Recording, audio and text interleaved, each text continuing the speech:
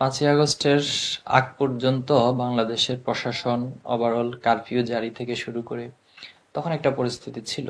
কিন্তু ৫ই আগস্টের পরে আমরা দেখেছি যে সেনাবাহিনী ছাত্র জনতার কাতারে এসে দাঁড়িয়েছে এবং আহ, ছাত্র জনতাকে সহযোগিতা করেছে এবং এখন পর্যন্ত দেশের আইন শৃঙ্খলা ঠিক রাখার জন্য, ফিরিয়ে আনার জন্য তারা কাজ করে যাচ্ছে। এটাকে আমরা নিঃসন্দেহে অ্যাপ্রিসিয়েট করব। এবং সেনাবাহিনীর মধ্যে একটি বড় অংশই দেশকে ভালোবাসেন, ফ্যাসিবাদের বিরুদ্ধে অবস্থান তারা তখন নিয়েছিলেন। হয়তো কারো কারো মাঝে ভুল ত্রুটি থাকতে পারে অথবা ভিন্ন কোনো চিন্তা থাকতে পারে, এটা একান্তই তাদের নিজস্ব বিষয়। সেক্ষেত্রে রাষ্ট্রের সরকার আছে, সরকার বিষয় নিয়ে ভাববেন।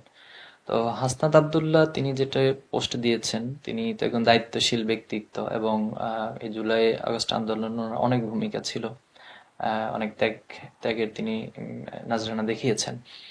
তো এখন তিনি একটি রাজনৈতিক দলের গুরুত্বপূর্ণ পোস্টে আছেন। তো আমরা যেটা লক্ষ্য করেছি যে ওনার এই বক্তব্যের সাথে ওনার দলেরই আরেকজন সহযোগী ভিন্ন মত দিচ্ছেন, অথবা এই বক্তব্যটা কি আসলে ওনার একান্ত ব্যক্তিগত বক্তব্য নাকি দলীয় স্টেটমেন্ট, এটা আসলে আমাদের কাছে ক্লিয়ার না। আমার মনে হয় উনি দলীয়ভাবে এবং সামগ্রিকভাবে এটা ক্লিয়ার করতে পারলেই, এই জায়গা থেকে আমার মনে হয় একটা নতুন দল, ওনাদেরকে আরো অর্গানাইজড হওয়া প্রয়োজন।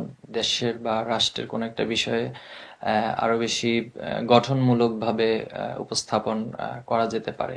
তবে একটা বিষয় আমরা আমাদের জায়গা থেকে ক্লিয়ার করবো যে ফ্যাসিবাদের কবর আসলে ৫ই আগস্টে রচিত হয়েছে এবং হাসিনা পালিয়ে যাওয়ার মাধ্যমে আসলে আওয়ামী লীগ তার রাজনীতি নিজেই নিজের কবর রচনা করে চলে গেছেন।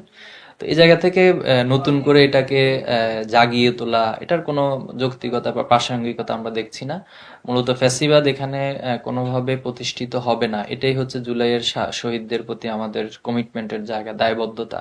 আহত বঙ্গবন্ধুদের কাছে এটাই আমাদের দায়বদ্ধতা যে এখানে কোনোভাবেই ফ্যাসিবাদকে আমরা নতুন করে জেগে উঠা অথবা নতুন কোনো লেবাসে কেউ ফ্যাসিবাদ এখানে করবে অথবা নিজে ফ্যাসিস্ট হয়ে উঠবে, এটা কখনোই ছাত্র জনতা মেনে নিবে না। ফ্যাসিস্ট যারা, তারা যে গণহত্যা চালিয়েছে, তো নিঃসন্দেহে এই বিচারটা এখন আমাদের কাছে অনেক বেশি মুখ্য।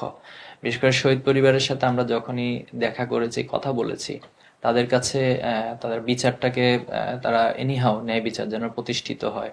তাদের সন্তান হারা, ভাই হারানোর যে কষ্টগুলো, সেটা নিঃসন্দেহে বিচার হতে হবে এবং বিচারের মধ্য দিয়েই বাংলাদেশে ফ্যাসিজমের কবর রচিত হবে।